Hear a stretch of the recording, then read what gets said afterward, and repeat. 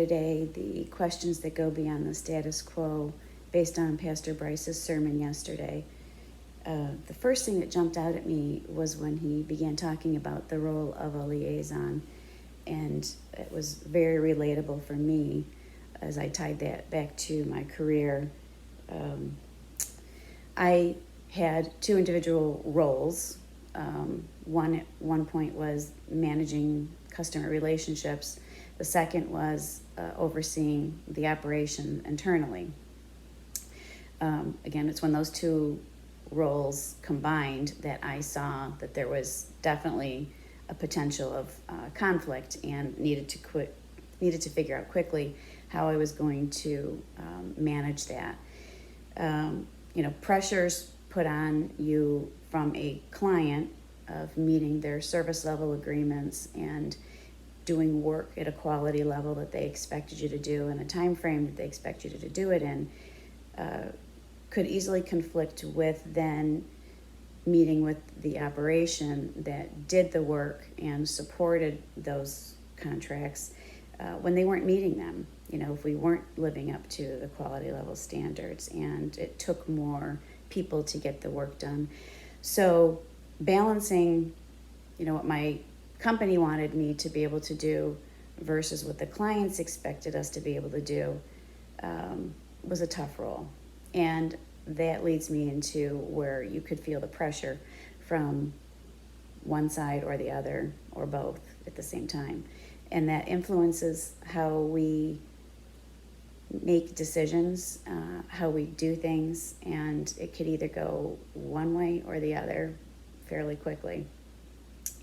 So relating to that, and the pressure of conflict, basically, my first question to you today is, have I made or influenced a decision that was partial to one side because of a perceived pressure? So, have I done that? Number two, going into a little bit deeper, I know that was sort of an easy question, but a little bit deeper, comparison. Jesus' persecution to the Broward County case, comparing those two, yes, they were many, many years apart from each other, and the cultural differences were extreme. But what isn't any different is the same mindset that man had. Bottom line was, both sets of persecuting characters were wrapped up in the same outcome. What was a story ending going to look like if they didn't write it themselves? So if they didn't put their hand in how it was going to turn out, what was that result going to be? Brings me to question number two. What story is in play today that you are thinking of writing the ending to? And should you consider a rewrite to the end of that story?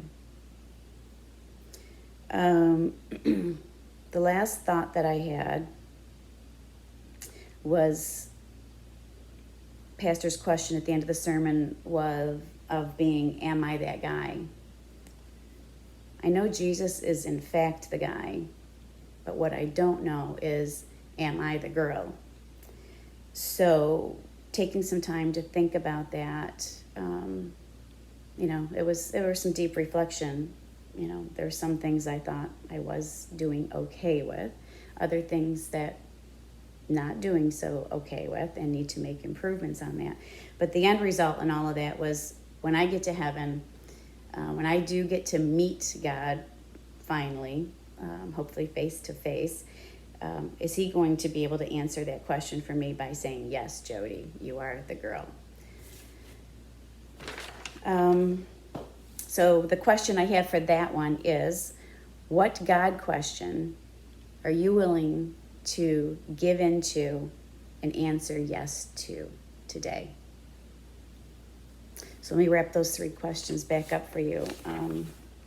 Question number one, have I made or influenced a decision that was partial to one side because of a perceived pressure? Question two,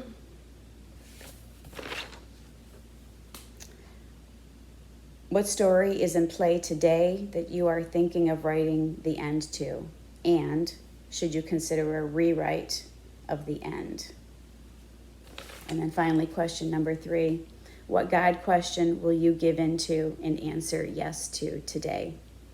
So I hope that those are thought-provoking. Thanks.